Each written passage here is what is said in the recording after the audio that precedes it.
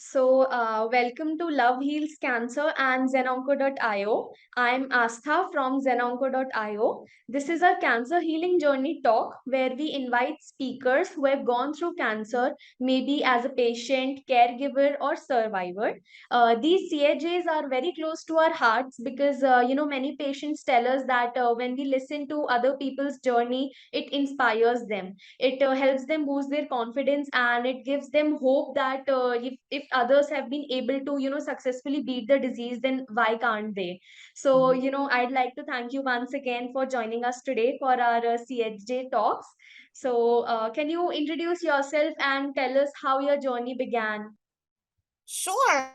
So my name is Megan Claire Chase. And yes, I have that whole double first name, Megan Claire, but I am known in the cancer space as Warrior Megzi. I was diagnosed, I still remember the cancer call, quite frankly, on September 14th, 2015. But it took over 2 years for my doctors to believe that something was wrong. I was consistently dismissed. I presented a lot of symptoms that were now, in hindsight, as I look back at it, that were not common, because all they're thinking of is how it looks on white women. And I had vastly different symptoms. I knew something was wrong. I just didn't know what, because I didn't feel anything yet in my breast, because I had breast cancer. And it wasn't until I felt something is when all of a sudden all this action took place. But I wasn't even old enough to get a mammogram because I was diagnosed under 40. But there was a slight caveat to that because my mother is an ovarian cancer survivor. So I always knew I would get cancer. I know that sounds like really pessimistic, but it looked like I was on the road to get ovarian or cervical because that's where I was having all the issues. And so I've been monitored since I was like 18 because of all these issues. So the fact that so I was able to get a mammogram at 35, and because now the science says that there is a link between breast and ovarian. And so insurance paid for me to have one, before I was 40. Well, they were like, hey, you're clear, come back when you're 40. And I was like, okay, that's good. But they never told me that I had dense breasts. They didn't tell me what that meant. I was just like, okay, you said I'm clear. I'll see you, in 5 years.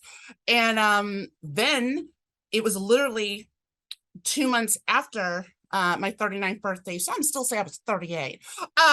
But I get the diagnosis that I have stage 2A invasive lobular breast cancer. And I remember I was at work when I got the cancer call. I used to work in radio, and I'm in my cubicle. I was just listening to a commercial, and I was timing it. So I'm always aware of like the time. And, when your phone rings, you're like, I don't know who that is. I'm not going to answer that. Let's let it go to voicemail, because I had my biopsy like very late, like at 4 o'clock in the afternoon on a Friday. And then here it is Monday, but they had told me, oh, you probably won't hear anything until maybe the end of day Tuesday or Wednesday. So I was not expecting anything on Monday. And the call, I still remember the time at 3:05 p.m. I'm in Atlanta, Georgia. So it rang at 3:05 p.m. Eastern. And I was like, that gut feeling of like, just answer the phone. So I answered it, and it was my doctor. And I said, wait. So I like ran down the hall to a conference room. And I'm a dramatic person. I have a theater background. So, everything's very big in my world. And everyone's like, what are you doing? Because professionally, like in my work, I go by MC for short, since so many people cannot seem to handle calling me Megan Claire. I'm like, I don't think it's a hard name to say, but whatever. They're like, MC, where are you going? I was like, in a minute, because I didn't tell anyone at work, that all this stuff is happening. And when she told me invasive lobular, I had never even heard of that before, and that's when it really hit me that this whole breast cancer awareness does not make you aware. They do not talk specifically about all the different subtypes at all. And so when she told me this, like I immediately started to like get hysterical, but she like snapped me back because like her voice was like, Megan Claire, I need you to get a pen and paper and take some notes right now. And that just like snapped me back. And I was like, okay. So I ran again and everyone's like, MC, what are you doing? I was like, and I ran back and she had already talked with my primary care provider. So literally I get diagnosed on a Monday. I am meeting with my oncologist that Wednesday. I'm meeting with the breast cancer surgeon that Thursday, and then I'm meeting with the plastic surgeon that Friday, like all in the same week. And I was thinking to myself, why do I need a plastic surgeon? Like nothing was computing. Like I just couldn't process what was happening because it was also fast. And then because I had to get chemo before surgery because what was happening is my tumor was growing rapidly. Like it took 10 years, apparently. That sucker's been in me for about like they said 8 to 10 years, slowly growing. And it was missed on that mammogram. And as I started to research what lobular meant, first of all, it's rare. Only about 10 to 15% of women get that cancer. But then for a Black woman to get that cancer, it is like around like, I think 3%. So it's like really rare for Black women to get this type of cancer. And I found out that the reason why it was missed is because lobular is really hard to see in dense breasts because it's the same color as healthy tissue. So if I was just getting a preventative mammogram, which doesn't go deep enough. I didn't get like a 3D, diagnostic one. So that's why it was missed, so like all of this stuff is just starting to like, make sense to me of the 2.5 years of me feeling horrible. I gained all this weight. I had these tiny green bruises on my lower left leg, which was like, I come from a cancerous family. So I'm like, oh my God, it's got to be leukemia. But I kept getting all these tests and they were coming back normal, but I knew something wasn't right. And when I gained all this weight, I used to be very fit. I mean, like, because I grew up studying ballet and musical theater. Like I was always a very fit, like strong and slim person, but fit, And with this weight gain, they were just saying, oh, you just need to eat better and exercise. And I was just like, constantly dismissed. And so when when they told me I had to have 16 rounds of chemo, again, I got that call at work. I was like, what is it about them calling at work? Like, can we like say, can I like come to you, because I actually did pass out at work because just the thought of chemo, like I had someone, like a coworker had to like drive me home because I just got like full on, like after I like woke up from fainting, I just got like hysterical because I am single, no children. My mother, she's an ovarian cancer survivor, but she now has a rare blood cancer. So we're going to chemo at the same time, which is a very weird mother-daughter bonding. Very weird. Don't recommend it. But that was really, I was just like, how am I going to work? Well, going through chemo, because at that time I had really sucky insurance. And it's not like I was making a ton of money, so like I was just like, how am I going to afford all of this? And I was very panicked. And so I forced myself to work, and I'm still resentful to this day that I didn't have the option of just focusing on trying to get through my treatments and surgeries and rest. Instead, I was like, I gotta like work up into like the absolute max I can, because due to a technicality with my stupid insurance, I did not qualify for short-term disability because I got diagnosed after the window of like the renewal where you can like update your insurance coverage that you want. Because I never thought, I was like, I don't need short-term disability or long-term disability because I was so healthy. And so I was really resentful about that for sure. But I also, like, my tumor was growing rapidly. And so they were like, this is why we need to throw all the chemo at you because it's growing aggressively. Thank God it didn't get into my lymph nodes yet. So that's what they were trying to prevent. So they were like, we need to first contain it and then shrink it as much as possible. So when it's time for surgery, we can get clear margins and try and get all of it out. And I was like, okay, chemo, I am still suffering from the effects of chemo 6 years later. I got the mother load of side effects like all at once. And I was very open with my experience because at that time, I didn't know anyone else my age who had cancer or who was going through treatment. I was like, where do you go for support? But then I was so exhausted. I was like, who can get support in the middle of active treatment? Like, I was just trying to like stay alive.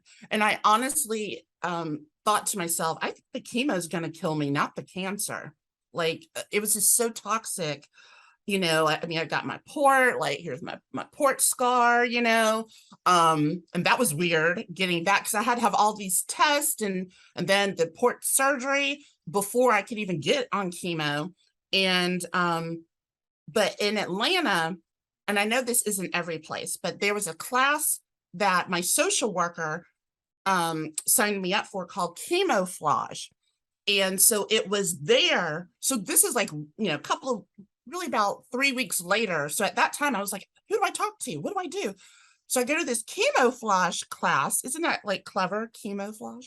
But this older woman, her name is Cookie, Cookie Argonaut.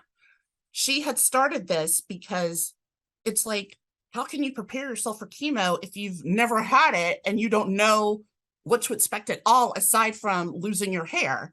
You know, like that's all that's ever talked about was the hair on your head. No one ever talks about your eyebrows, your lashes, everywhere, all the hair goes. And the type of chemo that I was getting, I was told straight up by my oncologist that there's no way I can prevent myself from losing my hair. Because one of the chemos, the scientific name is adriamycin, but it's known worldwide as the red devil because it's literally it's red. On the cover of it literally is like the skull and crossbones. I was like, you're putting this poison in me? Like, it's literally saying poison. But I kept my humor. As you can tell, I'm a little humorous. I kept my humor the whole time.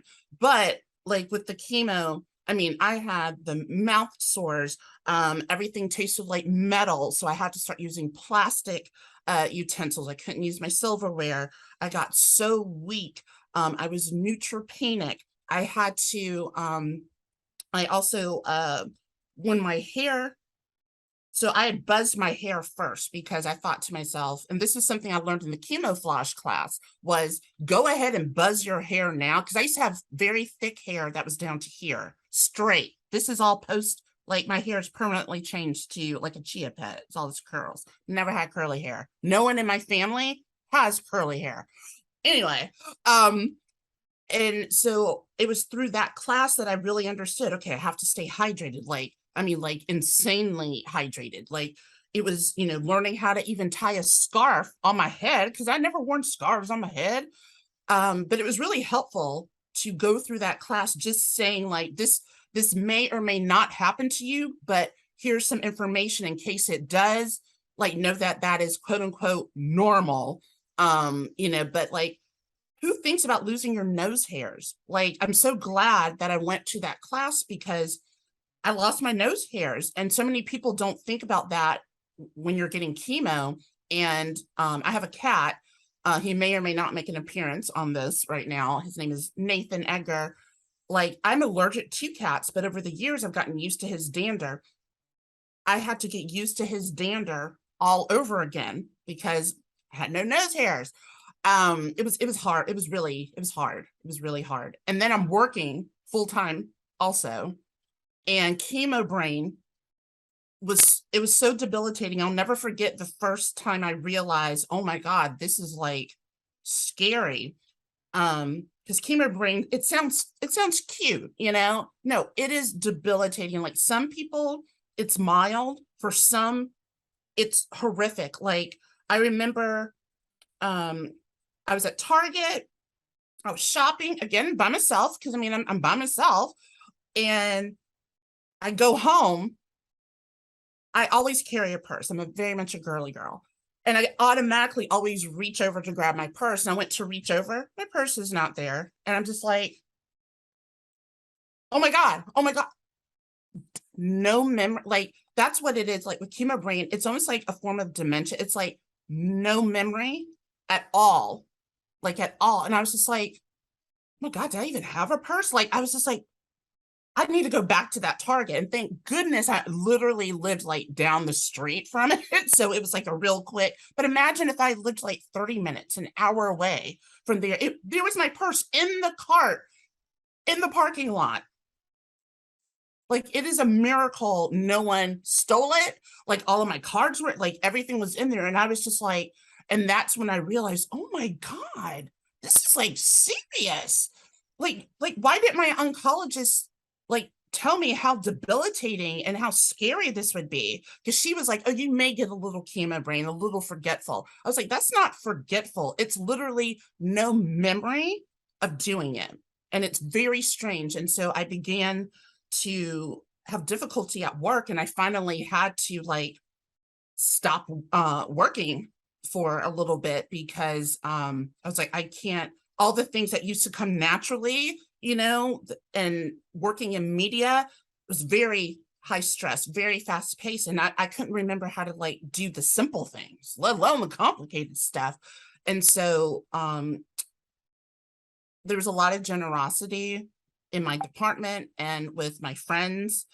And so I was able to like, but it was towards the end. So I still didn't like give myself enough rest, which it still guts me. And, but then with the Taxol, that particular chemo, that's the one I'm still dealing with like major side effects from, because I was told I might get chemo-induced peripheral neuropathy in my hands and feet, but again, I was told it might happen around your 8th to 10th one. I had to get 12, and that one was every week. The other one, the AC, was 2 weeks on, 2 weeks off. I felt literally a current running through my body. That's the best way I can describe what this felt like. A current running through my body where the nerves just died, like through my whole body.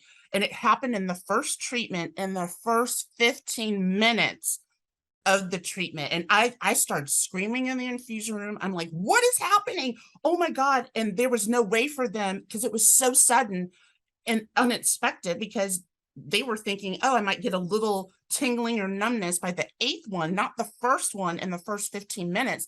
And that's when I started to realize, in doing research, I was like, there's no test to see who would be more susceptible to neuropathy. Like there's like, I know that there's research out about it, but there's nothing. And so, and that's what's so scary about chemo, is you do not know how your body is going to react, because every body is different.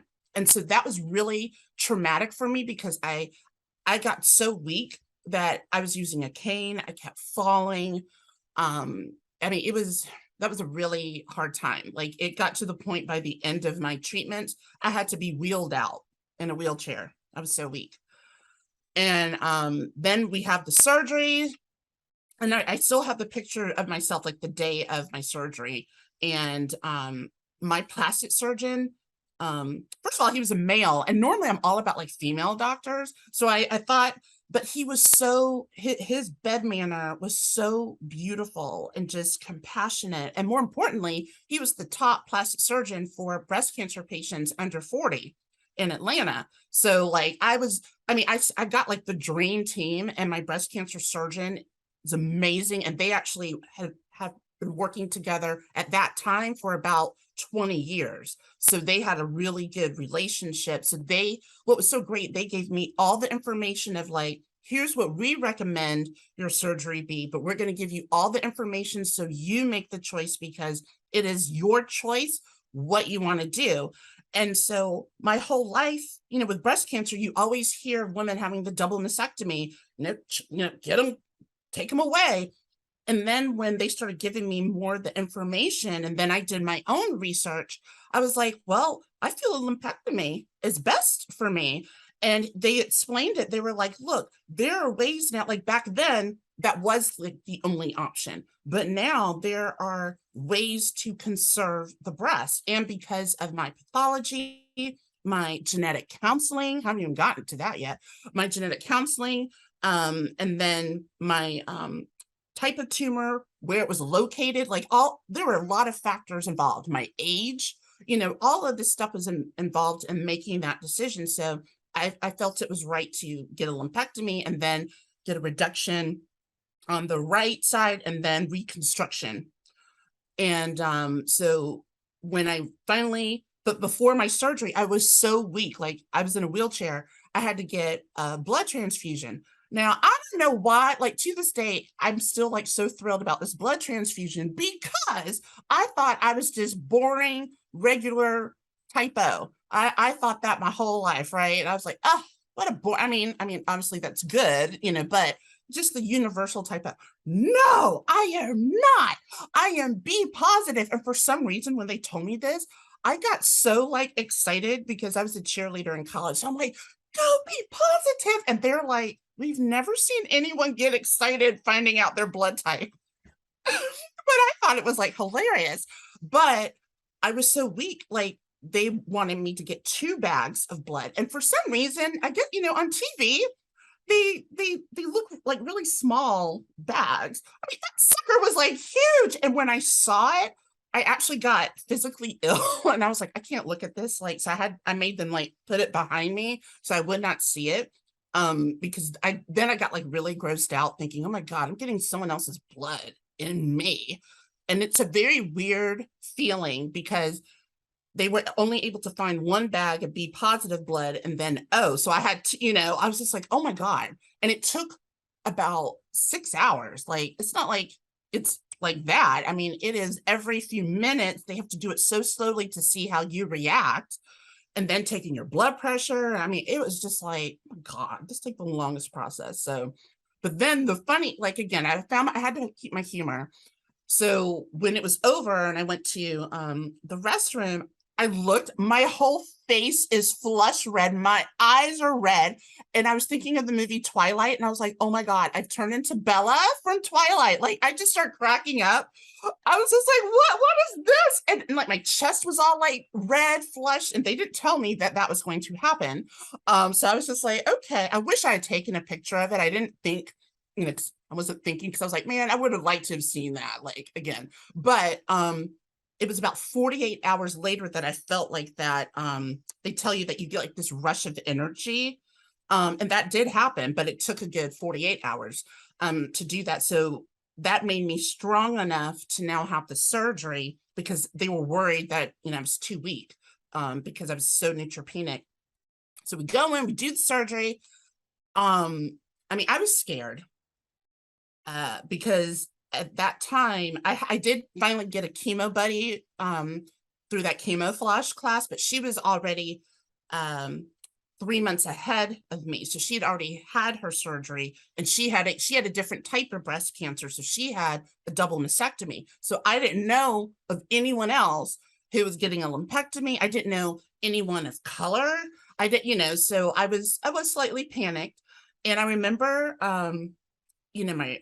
my plastic surgeon coming in, drawing all over me. And, he was like, okay, I'm going to do here and here, but he's just so gentle. And then my breast cancer surgeon, when it was time to like roll me in, there was my favorite like hat for my head was this pink, because pink's been my signature color since I was 4 years old. And thank goodness I still love the color pink, but I don't wear it as much as I used to just because of all the Pepto pink. But this particular pink hat was like my favorite one because it was so cozy and warm.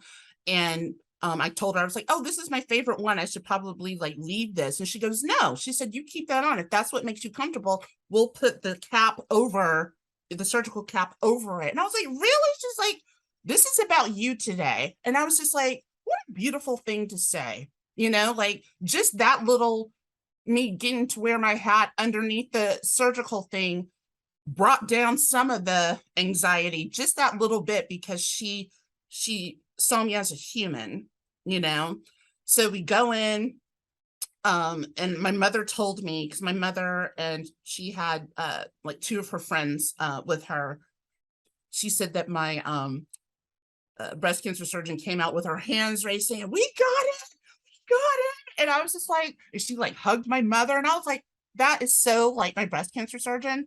Because I remember the first time we met her, my mother and I were like dying laughing over something. I don't know what it was, but she walked in, she goes, "Finally, a patient that doesn't act like they're dead." And I like rolled. I was like, oh my God, you are the type of like surgeon I need, because I'm humorous, but I'm also like, I understand what's going on. And but that I had complications. So everything that my doctors realized, that everything about me that they think, oh, this will be typical, I would have like the rare side effect, or I would have like more complications that shouldn't be happening. And I think it's because, forgot to say this before, but I was born premature, 3 months early, actually. And so I've always had like health issues, and always a delicate immune system, but I was also very active. So I always looked and I felt physically strong.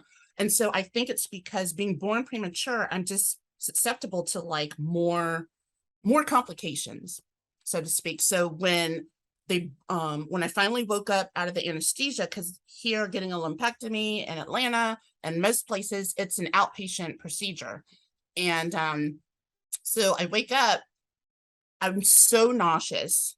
And when I sat up, something happened with one of my tubes, and my back was covered in blood. So I'm seeing blood on the sheet, and I start freaking out, and they're like, "Oh my God." And they realize that something happened with one of the tubes. Like it wasn't my blood, like it's not from like the stitches, but I was like, I was so hysterical. And then and then they couldn't get the pain level down, because first I like ran, they had to help me get to the restroom, because I thought I was just gonna like lose it all. And they were like, "Get her there, we will change, get her, you know, a new bed." And then they put me back on there, but then the pain was so like, they couldn't get it down, like my pain level down. And they were like, okay, because it already been 3 hours at this point. They're like, if we can't get it down within like the next, you know, half hour, we're gonna have to admit you. And I was just like, and this is what was going on through my mind when they said that. And this is so sad. And this shows the state of insurance and healthcare in the United States. I was like, that'll cost me a fortune. I can't afford that. Like, because I'm thinking of the hospital bill. I'm like, oh my God, no. So I was just like, come on, just get it down enough, because I mean, I would never like let myself go home if it was like uncontrollable, you know. But I was just like, okay, just focus on like, just try and get this down, because I do not want to have to pay for a night in the hospital. And that is something that no patient should ever be worried about. Yeah, I'm very like, I'm an advocate now. And so finally, you know, get me home and everything. But turns out I'm a mermaid, because no one thought that I would need drainage, because typically you get drains if you have a mastectomy or double mastectomy. With a lumpectomy, you usually don't have to drain anything. Well, your girl had to get 455 cc's of fluid aspirated. Because it was literally making me nauseous. And it's an inside joke with my mother and I, because I call my mother, I was like, "Mother," I was like, "I can literally hear the swishing of the fluid that has built up in the left breast." And she was like, "Oh my God, you really are a mermaid." I was like, "I know." But I remember when we went to my plastic surgeon, he was even like, "Oh my God, like I didn't think you would get fluid, let alone that much fluid." I mean, it was so, when he went to stick this huge needle in on the side, and I'm like, "Well, did you do it?" And he goes, "Yeah." And that's when it hit me. Oh my God, I have no feeling on the outside of my breast. Even to this day, I have no feeling. And I was like, well, thank goodness, because that needle was huge. So like having to do that, I actually have a picture of him like doing that. And I was just like, that's a lot of fluid. Like this, and even he was like, that's a lot of fluid. So then finally get that out. Then I end up getting cellulitis because I got feverish, got a huge rash, and I was like, what is happening? Like all of these stupid complications that typically do not happen with a lumpectomy. So of course it had to happen for me. So then we get to that. Then I'm told I need 33 rounds of radiation. But everyone kept telling me, oh, radiation's a breeze to get through. Don't worry about it. Chemo was the worst. I'm like, okay. And with radiation, you have to go in every single day for whatever number, of radiation treatments you need. And I was like, dang, 30. I was like, that's a lot. But the radiation plus a lumpectomy is the equivalent of a mastectomy. And I think that's what a lot of women still don't understand, that like that together kills any remaining cancer cells. That's why you get it. And then the number of it is based on, again, what your cancer type was, the size of what they had to remove. So my radiation oncologist, they didn't want to leave anything like, any possible microscopic cancer cells. So I was like, okay, well, radiation was just as difficult to get through and traumatic for me as chemo, because I was told you might burn a little or you might get a little red. It might look like a sunburn or something, right? Mm-hmm. I now know what a burn patient feels like because my skin burned off. Like it was like crispy bacon, like burned bacon. And the pain was so horrific. Like I still have burn scars right here. And I'm just like, I actually had a full-on meltdown in the hall, and I was like, I can't continue. I think I was on my 20th at this point is when the burns, like it was so bad. And I was every day I was doing the type of cream and lotions that they had told me to do. And I'm like, why am I burning so badly? I mean, I was really upset, and I got so livid when that radiation oncologist told me, she goes, oh, I've seen worse. And I said, well, I said, well, have you ever had your skin burn off? And she just kind of looked at me, and I said, well, then you may have seen worse, but I have never felt worse. I was so livid at how just dismissive she was of what I was experiencing. And the back of me had a huge burn this big on the back, and it burned up my skin up here. And I was like, what? You said it was just supposed to be here because it only takes like 3 minutes for the radiation. It takes longer to get set up on it than the actual treatment. And I was just like, what are all these burns? And I didn't even know about the one in the back until I was getting occupational therapy because I was having difficulty moving with movement, my range of movement. And the therapist goes, my God, does that hurt? You have a burn on your back. And I was like, wait, what? Because I never thought to look on the back, and there it was, huge as day. I have pictures of that too, because I said, can you take a picture of this? I'm horrified. So all of this stuff. And then by the end of that 33, because I got like 3 boosters too, which is like an extra dose, I was so exhausted. No, not exhausted, fatigued, on top of like still trying to recover from chemo, trying to recover from all these surgeries. So then you would think, okay, you're done now, right? No. We discover that I am intolerant of the post-treatment medications that, like the tamoxifen or whatever that they want to put you on, because my cancer was like 100% estrogen positive and 98% progesterone. So I cannot have estrogen. And keep in mind too, I have lost my fertility. And when we tried me on tamoxifen, I had the rare side effects. I rashes all over my arms and my chest and my neck, and it felt like fire ants. And that's a rare side effect, aside from debilitating joints. And so when they realized, okay, this is crazy. And I ultimately divorced my active treatment doctor. And everyone's like, you did? And I told her to her face, I said, I'm divorcing you. I said, thank you for getting me to this point. You've been great.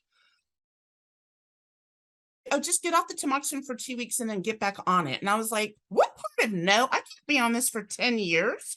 Like, I was really mad. And so I went somewhere else for a second opinion. And this time it was a male oncologist. He's so great, but he's retired now. But he was like, okay, we need to think outside the box for you. We're going to try Lupron injections for you.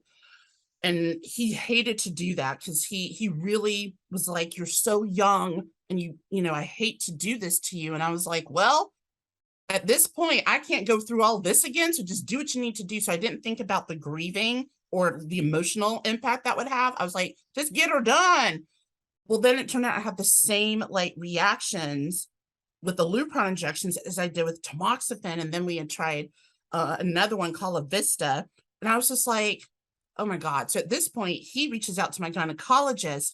They talk. And because I was already having those issues with my ovaries and my cervix, they were like, in order, you know, because I seem to be a really high risk of getting ovarian, like legit. And they said to negate you getting ovarian, cervical, or uterine, we need to just take everything out, have a hysterectomy and an oophorectomy. And I remember he cried, and that was really lovely. Both he and my gynecologist actually got very emotional because they don't want to do that to a woman who has never had a kid. And but I was just, again, I was not thinking the emotional impact of this. I was like, well, do what you need to do, because I'm thinking, oh God, cancer's probably already growing back in me, just like get it out. So they do that. But that was like a year later after my original surgeries. It was too much for my body. I did not heal. I wasn't healed from just the cancer stuff. And I didn't realize how massive a surgery this was, because they did it robotically. And so I only have like these teeny tiny, like 5 little scars, you know, across my stomach, but it turned out to be a very massive surgery. And I guess I couldn't, you know, your mind can only handle so much. And I didn't really fully comprehend all that was being taken out. And that's a lot of room that your insides have to like adjust for.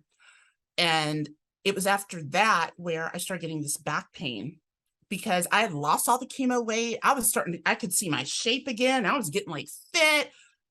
Then I get this back pain, and then I start feeling all this burning. And then someone touched me, it would hurt, or sometimes loud music would cause pain. I'm like, what is this? So great. Now I have fibromyalgia. I was like, great. So on top of the chemo-induced peripheral neuropathy, I now have chemo-induced fibromyalgia. Because what I've been told about, like with fibromyalgia, and I watched a great documentary called Unrest on Netflix, and it makes sense because how I came into the world so traumatically, being born 3 months early, my mother was hemorrhaging to death. You know, like it makes sense that I probably would have gotten fibromyalgia at a later age, but because of it takes like a trauma, like it might have been dormant, and then it takes another trauma to like, you know, click that switch on, and that's what happened. But then this back pain, been in a very specific space. I kept like, I was like, y'all, I said, this is different from my other pains. I said, this is constant. And I was like, do I have like adhesions? Like, what's going on? I was like, oh, you're still just healing. Just give it time. Again, I'm dismissed. Well, can I just tell you that literally 2 weeks ago, it has taken 5 years to get to what happened 2 weeks ago to finally get a nerve ablation, because it turned out I legit had something wrong all this time. Doctors wouldn't believe me. It's only been since last November, where I had to find a doctor of color, and it's really hard to find specialists of color who are like spine experts and fibromyalgia experts, to actually be believed. And that really angers me. So the systemic racism within healthcare is alive and well. And it was finally getting an Asian American doctor. And then the insurance I had at that time, I was having to pay like $800 up front. and insurance requires you to get 2 of these like spinal injections to see if it'll work before they will approve a nerve ablation, which is literally burning of the nerves in the back. And then I ended up changing jobs, so I got a different insurance that where I was going before, they didn't take that insurance. I was just like, oh my God, so I have to do this process all over again. All over again. So finally, we did it. I had really good insurance, I will say, for this. And for the first time ever, instead of my pain level being like a 14 every day for the past 5 years, it's a 3.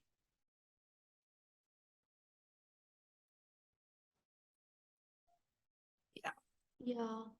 So, I had a question that did you try any alternative or complementary therapies apart from the medical one?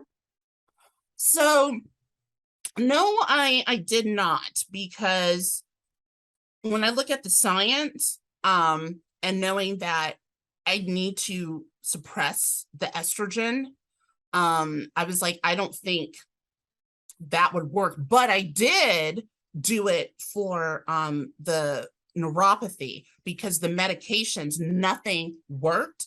And it finally got to a point, because I was a fall risk. I was falling all the time.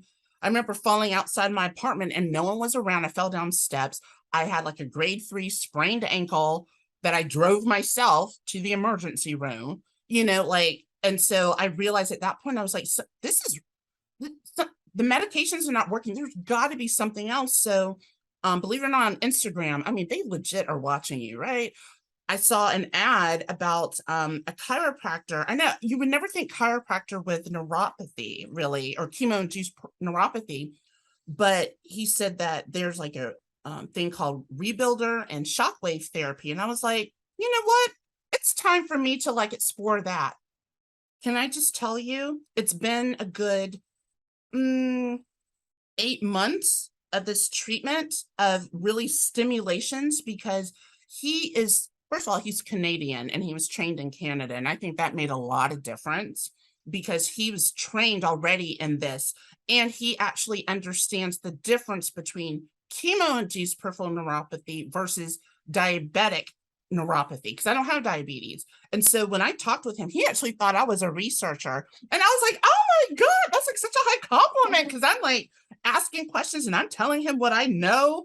And but it turned out it's really about aside from the nerve damage, it's also the lack of blood flow. And so he was able to do like thermal imaging, and I could literally see where I didn't have any like blood flow. And that's why I would have cold flashes instead of hot flashes. So all of this was making sense. So that is some integrative therapy that I've done that I have seen massive results. I mean, it's cost me a fortune because insurance does not cover it. I've had to pay almost $4,000 of my own money for it. But I realized, I was like, there's only one of me. I have to invest in myself. So, I mean, I've had to make a lot of sacrifices for it, but it has worked. We'll never get full, the nerves back, a feeling back. But I went from no feeling, like at all. Like, I know people were like, how were you driving? I was like, well, I would actually just watch my speedometer because I couldn't feel the gas or the brake. But I was like, I have to drive. You just learn how to do it. I mean, like when you're handicapped, when you have a disability, you learn to work with what you got. And now I can actually feel the brakes. I haven't fallen down in about 5 months.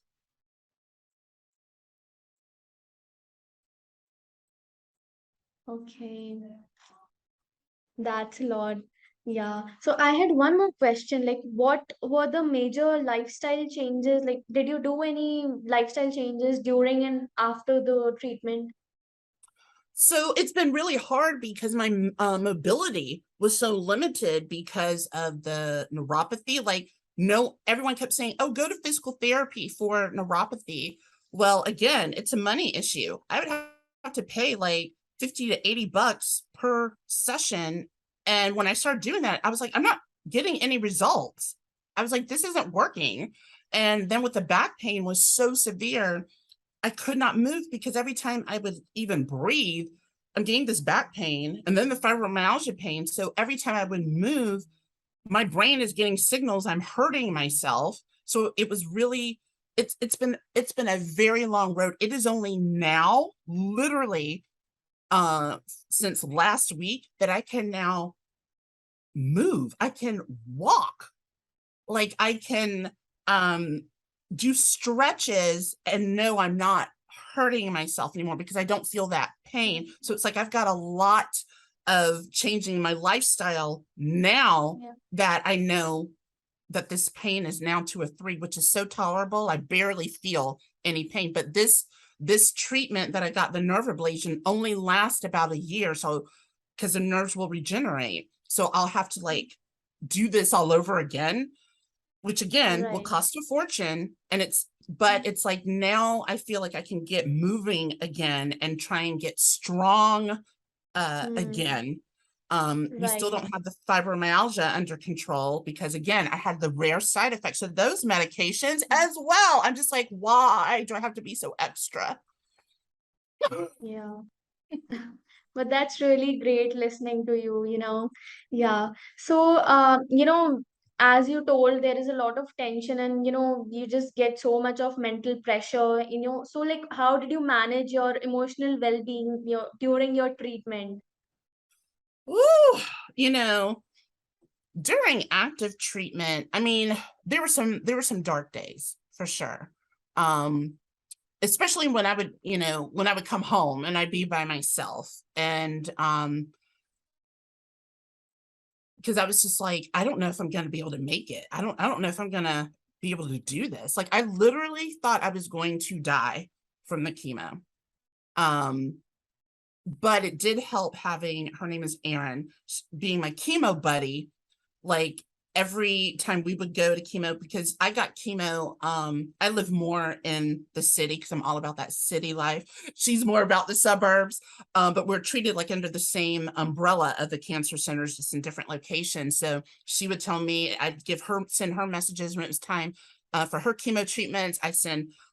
She'd send me messages to try and help me get through it. And then I remember when, like right after my surgery, and the fact that I kept being called a young adult, like throughout the whole entire time. Oh, you're so young, you're a young adult. And I'm like, how am I a young adult? Like 30s. But again, when I started doing research, I was like, oh shoot, because this is supposed to really affect older women in like their 60s, 70s, and 80s. Like there is, and that's when I learned that there's an underrepresented category of young adults. And then you add being a woman, then you add being a woman of color on top of that. There's a lot of barriers. So I did research and I was able to find a local young adult cancer group. Unfortunately, they no longer meet. But back then in 2016 and 2017, we would all meet for dinner like once a month.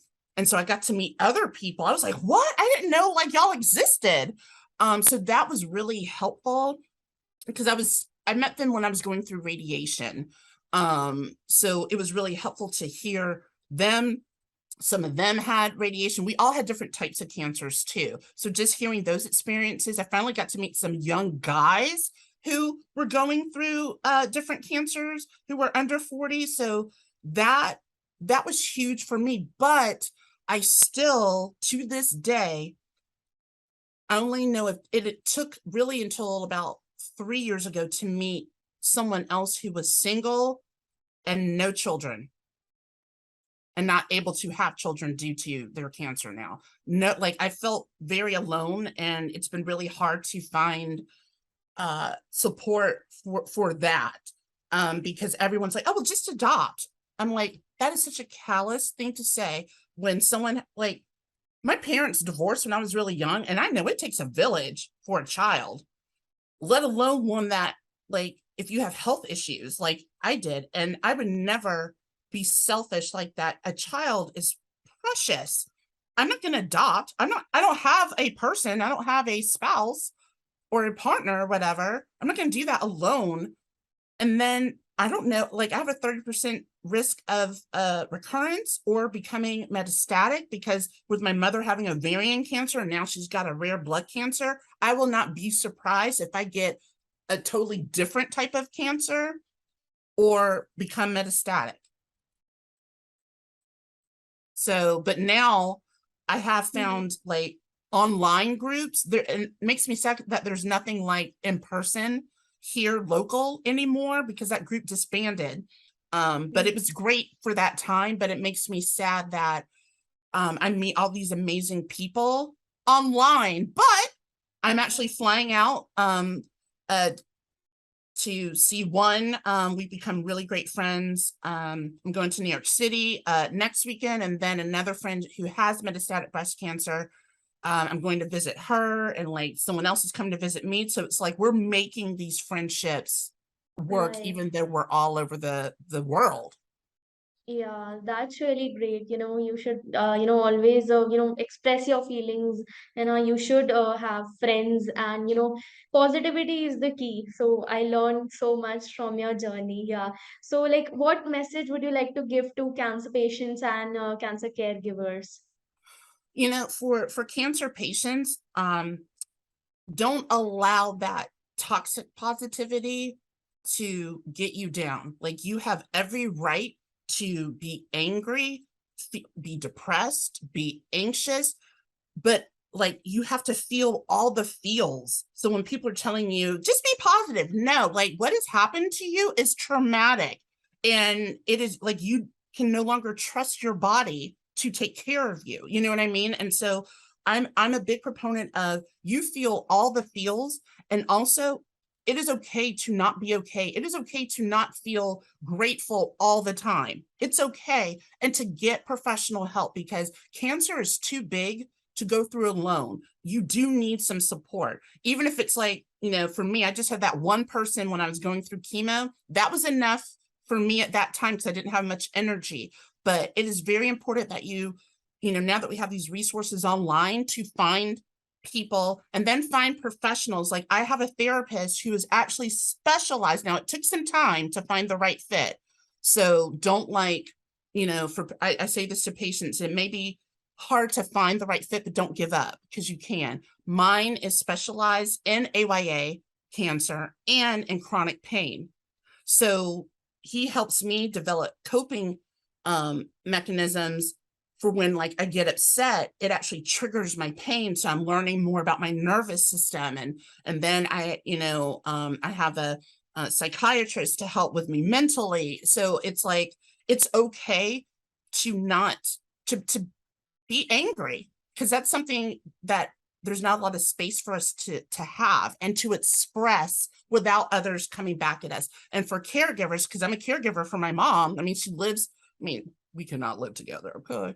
But I still take her, to her appointments, and that it's hard on me too. And so for caregivers, it's like it's okay to sometimes be like, God, like I'm upset that I'm having to do this because I got to like change my schedule. Don't feel guilty because you're going to feel guilty, because you're like, God, that's my mother or my child or my spouse. To make sure that you take some time just for you to like take care of yourself because being a caregiver is very hard. Also, when you're both going through cancer at the same time or another illness at the same time, or you're still dealing with like the side effects and being in a body that's more fatigued and doesn't have the energy that it once had, still trying to do everything, like doing her shopping or saying, hey, do you need me to pick up anything for you, or let me take you here, recognizing, wow, that drains me and then I can't do the stuff for me. So it's like sometimes you just have to be like, this time, can you find someone from the church to take you? And that's okay to say. So that's my message to both patients and then also for survivors too, that you may develop late term side effects that might happen like years later. So, and again, like feel all the feels, and it's your right to be that way. But for all patients and survivors, it's your patient right to ask questions. It's your patient right to get the care that you need and demand for that and change doctors. Because I think with different cultures, where some of us are taught just do whatever the doctor says. If you don't feel right, because even survivorship, I now have a whole slew of different specialists, and I've had to change multiple times because I'm like, you're not listening to me. and I know inherently something is wrong, and then I end up being right, but it took years for that.